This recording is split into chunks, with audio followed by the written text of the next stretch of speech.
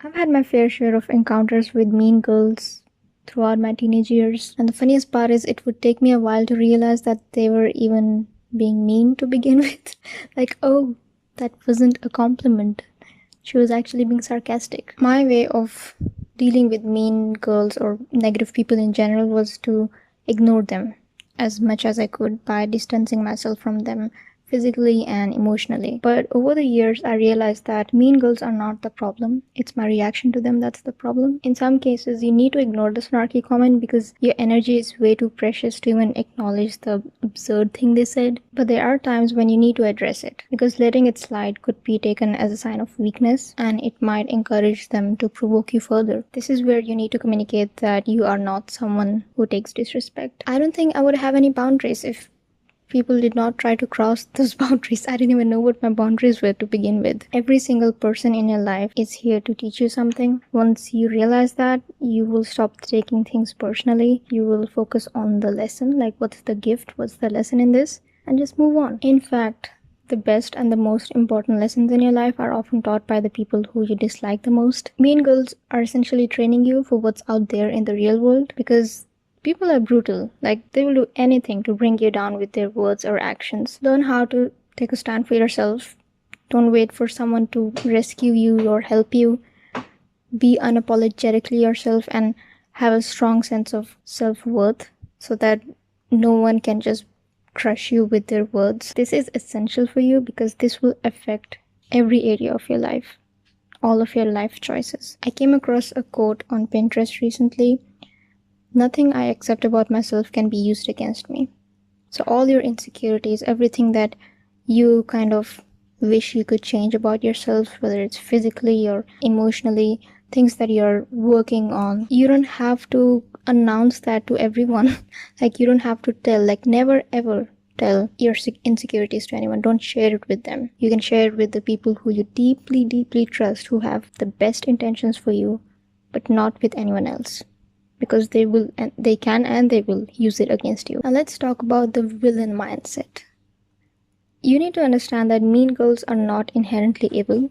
I mean, no human is born evil. So we need to stop fixating over the person and understand the behavior. 99% of the time, that mean snarky comment that girl gave you is a reflection of her own insecurity. It's just projection. On a side note, we all know how the society loves pitting women against each other. So who is the real enemy here? You see, narcissists are created in an abusive household. We often see that in movies, right? Like, the villain or the antagonist has the most toxic parent or like some sort of past trauma. So once you find out about their background, you kind of feel sorry for them and you understand why they turned out to be a jerk. So if you do come across a girl who is toxic, then just wish her well and wish her healing because she has struggles and issues of her own.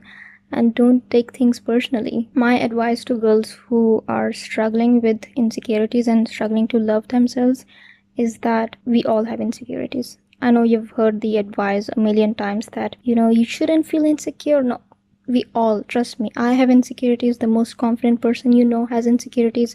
So let's admit that it's okay to have insecurities. There are two things here: perceived value and inherent value. Now, there are a lot of things you can do to yourself physically. You can change your appearance, you can improve your style, you can do a lot of things to groom yourself to increase your perceived value because we all know how pretty privilege works. But the most important thing, the best gift you can give to yourself is realizing your inherent worth. Radical self-acceptance gives you a glow that goes beyond your physical beauty. Your energy is beautiful.